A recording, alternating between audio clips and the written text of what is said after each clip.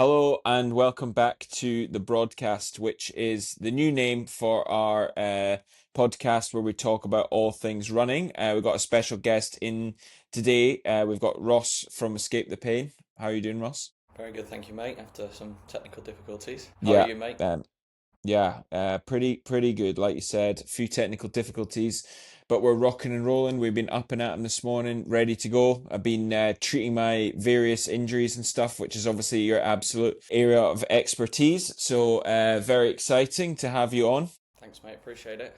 Yeah, so you're just to give everyone a bit of background, you are a sports massage therapist operating here in Dubai, which I mean, tell us a little bit how you came to sort of number one be in Dubai and doing that, and then just how you got into being a sports massage therapist in general.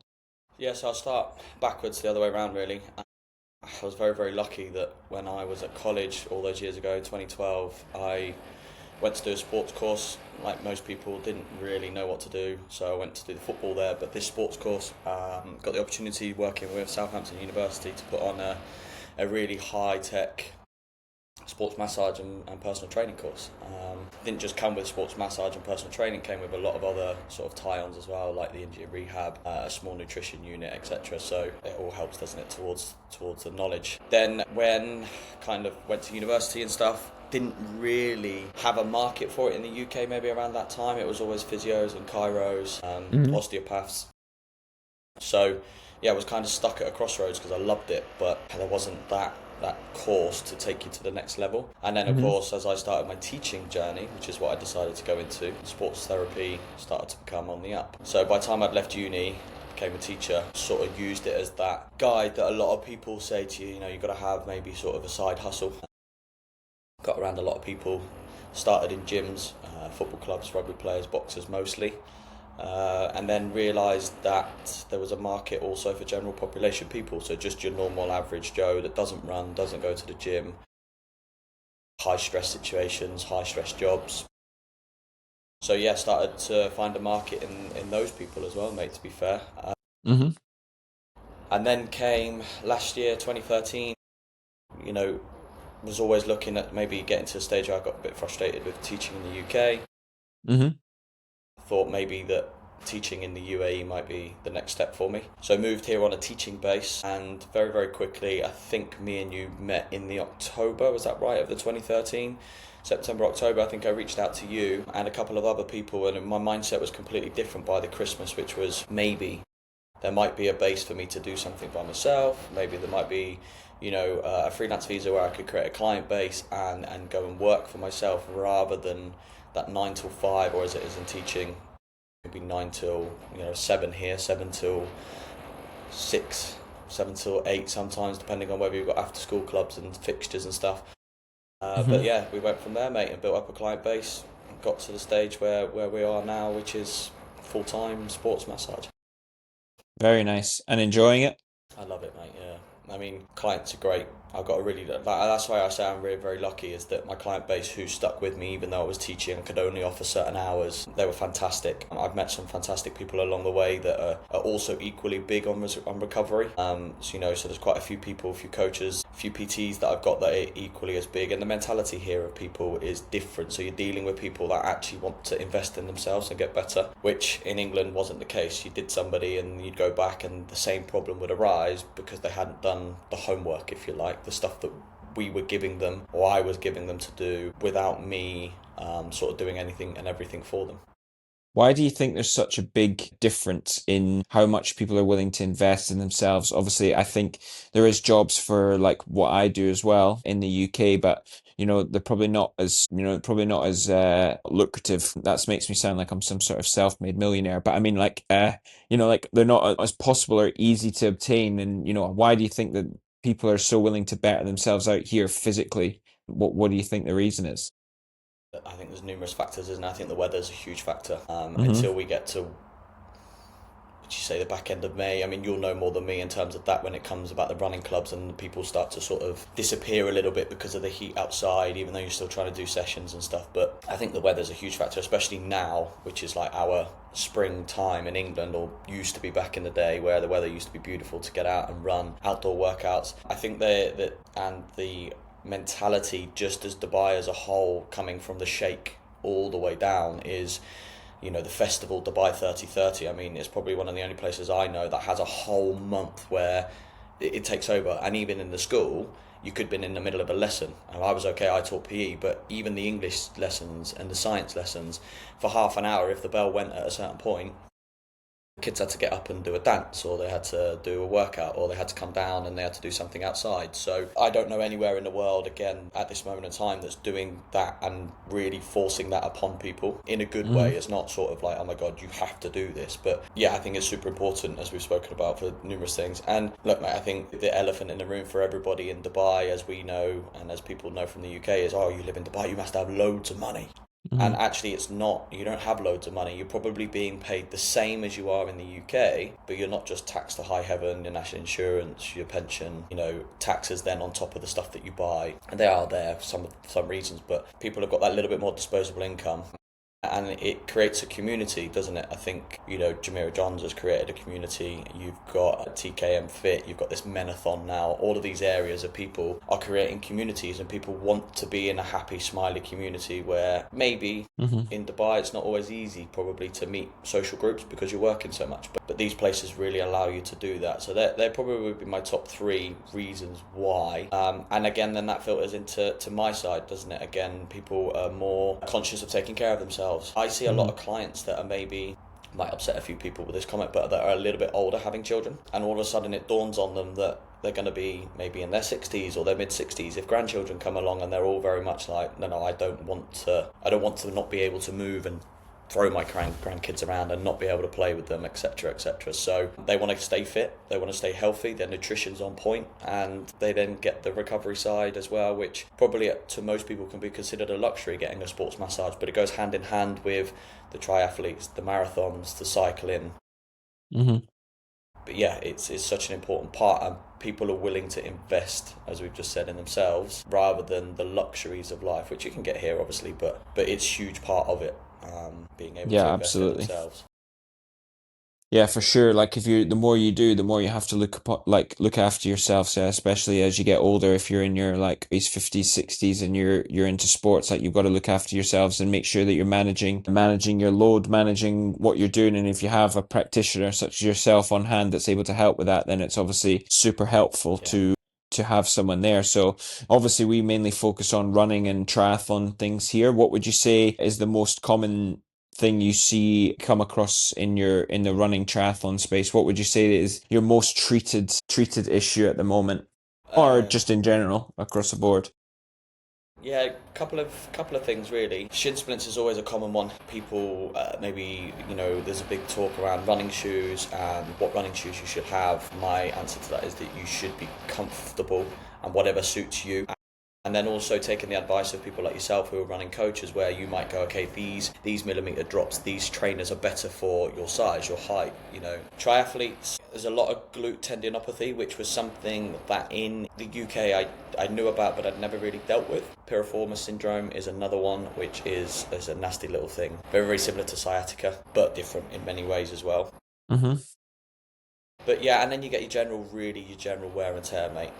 You know, a lot of these people who are doing triathlons who maybe aren't so fortunate as maybe ourselves, and we're able to focus fully on just running and sports massage and stuff, they're in quite high stress jobs. So that tension and their livelihood, so them just leaning one way, if they're sort of like this, and then they do that day after day after day, of course that's going to alter their posture. Then they go in the gym, so they're already lifting wrong, they're swimming wrong, they're running wrong, the load is wrong. So aside from your main sort of, probably your knowledgeable shin splints, piriformis syndrome, if you don't know what that is, obviously it's inflammation around the sciatic nerve in a little muscle that sits below the glute tendinopathy. You then get all your main sort of tensions. Sometimes I've had a couple of calf injuries as well, especially from runners. High rocks is obviously a huge factor in all of this. Something that I've had to learn around the mechanics and the biomechanics of the body, and what muscles probably take more of a beating than others. But yeah, I wouldn't say generally there's one that sits at top of the list. I think Hmm. there's numerous ones, and it depends Yeah. on your body type, how much you do, your volume, your overload, your increase, what event you've changed from to. But yeah, the tension is probably, if I have to pick one out, generally your common sort of just strains, tears, sprains, and then just general tension, mate. I mean, having tension around the body, sports massage is great for hitting the tension because of the areas that we know Hmm. and can hit. So yeah, you could probably go on, and I can name lots of little ones, but So what would you say would be the main difference? Like I often get people to ask, like people ask me, say like, well, is Ross a physio or is Ross a sports, like, what is he, a therapist, or, what's the main difference? So like, what would you say the main differentiating factor between yourself and a physio is? And would you say that you would still recommend somebody to reach to a physio, or would I mean, I think you get what I'm trying to ask. yeah, yeah, of course, mate. Look, I think there's this big thing around physios, chiropractors, osteopaths, even sports therapists, sports masseuses now, where there seems to be a bit of a rivalry between them. They don't seem to like each other for whatever reason. So which one is better? Some don't. No, I'm joking. I'm Which joking. one's better? No, don't No, answer that. You'll put yourself into trouble. no. I don't think any. I think they all have their place, mate. I mean, look, there's definitely places where you've just had a knee operation, you've had a replacement knee, you have had a hip replacement, you've got issues going on elsewhere as well with your ligaments and tendon. Like physios, 100% come in and have their place, mate. They have a program that sets you from ground zero and bridges you all the way back into exercise. Your chiropractors, their specialism, as we know, is clicking and cracking, and it's got this, I guess, this following now, hasn't it, where they're wearing the microphones and they're clicking and cracking and it all looks cool. But aside from that, they really do have their place, where they solve people that are in terrible shape, terrible issues with their spine, with scoliosis. So they have their place as well. Osteopaths are fantastic as well. I mean, they really do have their place in the middle, and there's like a common ground where they sort of tend to be the bridge maybe between the two, and then a bit of a sport. They're kind of like in the triangle in the middle. And then there's a place for us as well with the soft tissue work, the deep tissue work that we can do, and knowledge around that. Maybe sometimes they're a bit precious around their hands, chiropractors and physios, of keeping their thumbs and hands, because they need to make sure that their hands don't cramp up and are free all the time, whereas for us that's probably where we get our battering of our hands. Yeah, they should all work in places, mate. And we have a 3 massage rule at Escape the Pain, which is, if I haven't made a difference to you in 3 massages, as long as you're doing all your exercises and you're doing your recovery work, if by the time we get to the middle of the third or the end of the third massage and you're not feeling any better, for me that's my job. I'm like, no, look, to be honest, you need to go and see somebody else. I can't help you. And then what we do is we work out where the area is and who the client might be best fit to go and see. Hmm. But there's 100% places for all 4 of them, mate. And I would definitely recommend people still see physios and chiropractors, especially if they're not comfortable, especially if they haven't got that knowledge. You get some people that are super cautious when it comes to their healthcare. And with sports massage therapy probably still being quite new compared to the other 3, a lot of people mentally still want to go to a chiropractor and a physio and stuff. And that's what's nice here is I found a group of people that I really trust, and I would always recommend people, if it gets to a certain stage, go and see the chiropractors and the physios that I know that can do a really good job and have already proven to do a good job. Hmm. But yeah, I mean, who's better? I can't answer that one for you, mate, because I honestly don't know. I think everybody's better in a different field, and it's staying in your lane, right? It's staying in your field, knowing your job and to where your knowledge is the limit to help people. So like for like runners, triathletes, the guys that we sort of cover, high rocks athletes, Yeah. what are the most common way that you see people get injured? What would you say is like, right, 6 times out of 10 they've been injured because X, or is it, is there something that you see as a trend, or Yeah, I think everybody in the industry that's a coach, a high rocks coach, a sports masseuse, physio, it's got to be the overloading or the volume, mate. It has to be. When you think that you get these runners apps, for example, let's use running. You get these runners apps online and it says you're going to go from potentially running a 10K to a marathon in the space of 12 weeks, but you don't get the actual overall advice of, that check-in from a coach. Right, how are you feeling today? Yeah, I don't feel great. We'll take a break then today. Just maybe take it a bit easier. Maybe put in an extra recovery run. They follow that app, and I dealt with 3 or 4 clients pre Abu Dhabi Marathon. Hmm. where I had to say you can't run. And then there was a couple that managed to get through. So I was saying like you're in this middle gap now. You need to take 3 days off. Luckily they were tapering down, so they took 3 days off. Knee felt fine. They went and ran. But it's got to be the volume and potentially then even overloading with people who try to do maybe train for a marathon and then are trying to train for high rocks, because we've got high rocks coming up in April here, right? So some of the marathons that have just been trying to then cross over and keep their high rocks fitness and then their run fitness, you've got to be very sport specific with these incredibly tough, mentally, physically demanding sports. And they are, there are. Hmm. And yeah, I think maybe from your side as a running coach, you are maybe super conscious on that with your clients as well. Yeah. Is giving them that overall picture of being able to check in with them, right? And that's something that we provide as well, is checking in with, if somebody comes my way or our way now, we check in with the coaches, and anywhere where there's an injury where I'm concerned, I will ring that coach or that personal trainer and be like, right, look, you need to do this, you need to do that. Just for a couple of weeks, here's some exercises that I recommend that you do. You'll then notice the difference in them when they get to a certain stage and how they feel, and then you can then take back control and start the loading. But that's what's really nice about it, is from our side we really check in with your coaches, and I know that coaches check in with their athletes then and their clients to make sure that they're getting the best going forward. Yeah, I think that's like it's easy to, as a coach, to just like chuck shit at a wall and hope stuff sticks, and just give absolute 100%. volume. And yeah, like if there's no sort of direction and nobody's actually looking over the shoulder of what it is you're actually getting. Like if you're following a generic plan, that's obviously fine. It works for like Yeah. 80% of people. But if you're somebody that is injury prone and you don't have people to help navigate you through the sort of deep waters, then you can find yourself in trouble and doing too much too quick. And that's not to say that anyone that I've given a plan's ever had injuries. I mean, that's obviously not true. I mean, people pick up stuff all the Of time, and course. even myself, who's like, I would say that I'm completely on top of making sure I'm getting the right sleep and getting the right supplements and making sure I'm eating right. And then I'm also seeing yourself for regular sort of bi-weekly appointments. I'm seeing Catherine, the chiropractor. I'm Yeah. seeing, it's not to say that I can't just pick up a calf niggle from stepping off a curb. I mean, we're not infallible, so it's just obviously trying to sort of manage that. And then, like, if someone like my client picks something up and then they say, right, picked up a calf niggle from dancing in McCafferty's, I'll say to them, right, well, tomorrow's long run isn't on then. You can go and use the elliptical, you can go and use the bike and go and see Ross, get yourself sorted. You can go and get yourself a scan and then sort of take it from there. But yeah, I'd say I totally agree in terms of like the volume stuff for what people are doing. And then I don't know about this, if whether you agree, but I see a distinct lack of strength across the board for particularly endurance athletes. Yeah. High rocks is a bit different because maybe it's not a lack of strength, maybe it's a too much intensity when it comes to strength and not enough sort of core foundation stuff.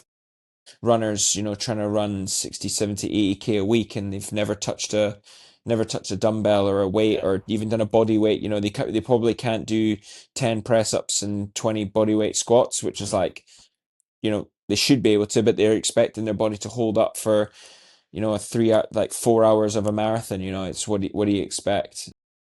So yeah, I see that quite a lot in there. My mission for 2025 is to try and get all runners to do some sort of strength exercise, whether that be body weight exercises at home, bands at home, or even think that maybe the sort of the damage, not the damage, but the sort of the stimulus that you cause with a massage can often like mimic some of the strength benefits. Would you say Mm. that that's right? Like you're sort of breaking down the muscle and building it back up. Yeah, look, you get. It's not quite strength, but you know what I mean? It's like at least you're doing something. Yeah, and that leads quite nicely onto something that I'm quite big of, is static stretching as well. So you get a lot of people that statically stretch all the time, and you still see these people that do static stretches before they go and run. Yeah. And it's something that I'm big on, dynamic stretching. You're about to go and do a movement activity, but then you're doing a still-based stretch. And a lot of people don't know that basically when you do a static stretch, if you hold it for about 30 to 40 seconds, you change the shape of your muscle. Changing the shape of the muscle then takes time to go back into place, right? Because you want to create the flexibility. But then you're starting to put strain on your tendons, on your ligaments, even on the muscles themselves, because they're weak. So the thought process around that, it really baffles me that people can't seem. When you go to a football ground, right, and there's millions of football fans around the world, you never see the players statically stretch before the game. Even when you watch No. it on the telly now, when they do the camera of the warm-ups and rugby players, you go to these games and they're very telling for me when it comes to leading to strength and warm-ups, cool-downs, whatever it might be, because Years ago, when I used to go to the football stadiums, they'd come straight out and you'd see the players doing the lap before you even left the stadium around. Well, now they've changed that. Now they go in, they do their interviews, they settle down, allows the lactic acid to settle, then they go back out and they might do a cool down. Probably got bikes and stuff underneath the stadiums now before they go and do it. But you see them all using bands now, right? Like they're all using bands pre-warm-up, pre-game. You know, they're all using them. They're using them in the gyms sessions that they're doing. So you're exactly right, mate. Like every sport, and what we don't see is these long marathon runners, the top guys, the top crossfitters, the top high rocks athletes. They're not just doing, you know, they're professionals. They're not just doing the run. They're not just running. They'll do 7 hours a day, but they'll do a good breakfast. They'll do some activation work, and that maybe is where people need to understand the distinct difference between activation and strength. Now, you can go to the gym and you can lift squats and do your Roman deadlifts, and you can do your Bulgarian splits all you like. But if you haven't got that activity where your brain is actually connecting to your muscles to know, right, I'm about to go and run a marathon, I'm about to go and run, so then it's already preempting that they need to send certain things down to that body. You're ready to go. There's a reason why you do a warm-up, so all those muscles are ready to go. But they need to be able to do the strength work, and we all go, oh, look how skinny they are. Runners, for example, marathon runners. That doesn't mean they don't do the work. It's just that the marathon and the training that they do eats away at their muscle. But that's the reason why a lot of these guys can run 4 or 5 marathons a year. You know, your Bostons, your But they are Londons. strong though, Of course, relatively. Like they are strong. Like you 100%. can even look at like the Kenyan and Ethiopian guys are still doing Yeah, strength training, and they're doing, maybe it's adapted slightly. Maybe they're doing more like circuit style yeah, strength training possibly. in the off season, but they're still doing other things that which will, sort of cause strength adaptations, hill runs, sand runs, Yep. applying different stimulus. But they are doing that. You're right. And I think a key takeaway from what you've said is like I think we can all train like athletes, and not just like, Deborah, who runs a K once a week, best effort, she still trains 3 times a week, and she, does the strength stuff, but she can sort Yeah. of do little things that take 10 minutes that are going to make her a better athlete. So she might be able to do a full dynamic warm up, which, will be high knees, heel flicks, leg swings, Yeah. lunges, sides to sides, hamstring activations, glute activations, a little bit of sharper running to sort of increase blood flow, start getting the muscles warm, get the core temperature warm, and then you're ready to go. Yeah. Now that takes 5 minutes, and it means that the next day she does a 10-minute cool down. It means the next day she's able to go again, do her, functional 45 class and move again. Whereas if she doesn't do any of that warm up stuff, she goes out, runs, hamstring feels tight, stands on the side for 10 minutes after doing a static stretch, Yeah. overstretching the muscle, can't go back and do something the next day. And then ultimately she was like back on the start line of her fitness journey thinking, oh, I don't know why I do this. I'm better just, going to McCafferty's and drinking pints because Mm, it's not worth it. Like, yeah. I'm pulling a hamstring every other week. I wanted to do this to get fit to play with my daughter, but ultimately I found myself that I can't because Yeah. I'm injured all the time. Yeah. So I think we can just treat ourselves with a bit more professionalism and sort of do that important activation warm up stuff. Yeah, no, look, it's massive, and one of the big things for me is here in Dubai as well, like especially with people that have got recruitment jobs, teacher jobs, who are probably a lot of the market and like to stay fit because it's an enjoyment factor as well, and high stress situation jobs, lawyers, etc. Is a lot of people don't. A lot of this is something that I'm quite big on with my clients, and I speak to them, and a lot of it I get feedback on it. It just makes sense. Is the overall sentence that I get when they give me feedback, and people really understand it when I speak to them about it, is that I take into factor that for 8 hours a day or 9 hours a day, a lot of the clients that maybe that you see and I see might be sitting at a desk on the phone, driving. A lot of them travel, around the GCC. So look, that has an impact, right? When you're sort of sat down Hmm. for all those hours, and you do what, maybe an hour. Let's say you do Hmm. an hour class in the morning, and then they go magically, oh yeah, I'm strong now. And my big thing is around that if you're slouched like this or you're slouched like that on a desk all day, or you sit with your legs up, when you sit with your legs up, your quads are short and your hamstrings are lengthened already. So you then start to feel a lot of tension in your hamstrings, and this is a huge percentage of people here in Dubai and even the UK. But your hamstrings are weak, and that's what people don't really understand, the difference of being strong and weak. and you get those lumps, right? You get sort of little lumps and what we know as knots. You then get shorter muscles where maybe you haven't got quite a range of motion and muscles really stretching. So generally in the chest area from being in this position like that. So that's shortened. But your back, you start to feel the tension in your back, not your chest. Well, a lot of people don't realise that the body's trying to tell you that the tension's here because it's weak. So what people do is they stretch their back. Well, then if you're statically stretching it, you make it weaker. So then that's where I know you're really big on it, and I know that's something that you do, don't you? You now run your Strength for Runners class. Yeah, Monday at 7. Well, there you go, guys. Monday at 7, get down. And I'm very big, when people say to me, what do I do? And I'm big on the band work. I'm really, really big on getting activation into there because, like you've just mentioned, simply it takes 10 minutes. There's no excuses not to take a band in a suitcase and travel. There's no excuses not to take a band to work. All right, you might look a bit of a plod getting up and doing your crab walks and some other bits and pieces. But actually, you don't need to do it at work. The point is, 10 minutes, what? I haven't got time. What did you do last night? Oh, we had dinner, we watched telly for 40 minutes. Well, why didn't you just do it while you're watching the telly? It takes 10 minutes while you're watching the telly. So there's that stigma, isn't there, around it that we don't have time, and actually you do have time because it doesn't take that long. Get down to the running track 5 minutes earlier. Okay, fine, like you're up at 5 in the morning to get there, but just try and get there 5 minutes earlier. Start your warm-up. Yeah, you've got good people around you at these places, so use their knowledge, ask questions. I think a lot of people like the classes here, and sometimes people forget that the classes, you go in and you haven't done all the work around that, right? Like you haven't done all of the band work, your nutrition maybe hasn't been on point that night, you have working till, if you're a lawyer, you might have been working till 10, 11 that night, and then you've got to get up and go, whereas the coaches themselves, who are full-time, probably were in bed for 9:30, 9 o'clock, and then getting up the next day, so they've had great sleep. The nutrition's on point because a lot of them are with the nutrition companies or they know nutritionists themselves. Then they're doing all the strength work in their gyms in between. So getting somebody to go do CrossFit or run a marathon like that without doing all the stuff around it, like you say, leaves you in a bit of a mess. Absolutely. I totally agree. Yeah, I totally agree. And then you just like end up exacerbating it if you're not following a sort of centralized plan that somebody actually knows what you're doing. So yeah, I think that can be a massive problem. Yeah, I mean, obviously there's so many different things to cover on this, like on this, like you could ask questions all day about like 10 different injuries and, talk all day, but it was just to give like everyone a brief overview sort of about what we can do. So that's the sort of the key takeaways for today, I would say, is just obviously make sure you're treating yourself like a professional athlete, that is. So obviously put in the same work to your recovery things as you're sort of as you're putting into the hard work. You're doing a full hours class, a little 10 minutes here and there every other day is gonna go a long way.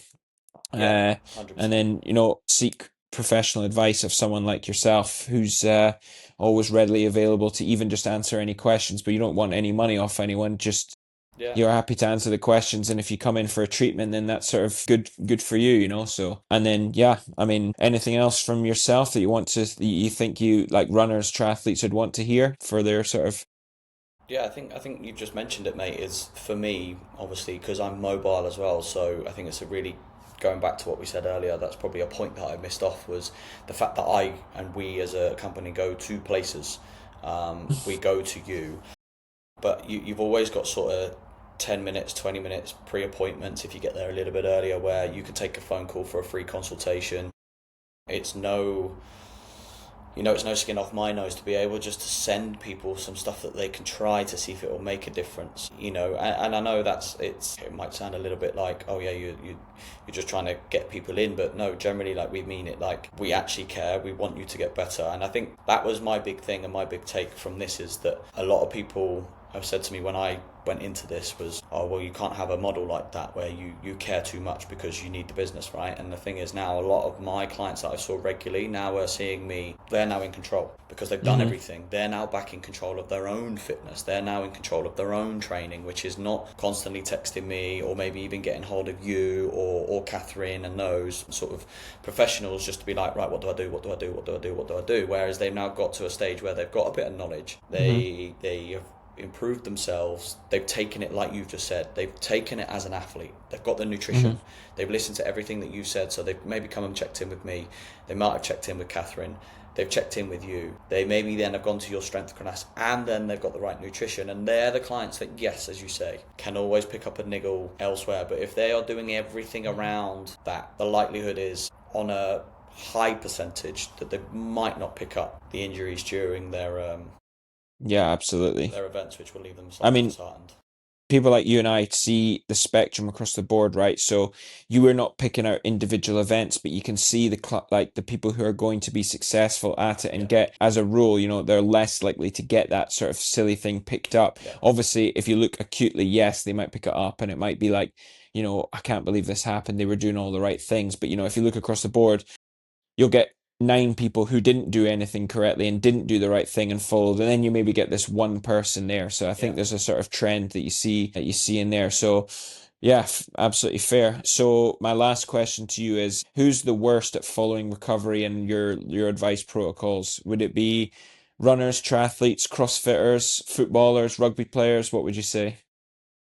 Put them on blast. In past times when it was in the UK, probably had to be your rugby players, right? Because a Yeah. bit of Voltarol, a bit of painkiller, smash and grab, bang, straight in, they're straight into it. The pain then disappeared because they were just always in pain, so they got back up. So, yeah, I mean, look, they would come in, they might have a rub, they'd strap up to high heaven, wouldn't they, with big, thick Hmm. bandages, and then they'd be out, and that was it. Yeah.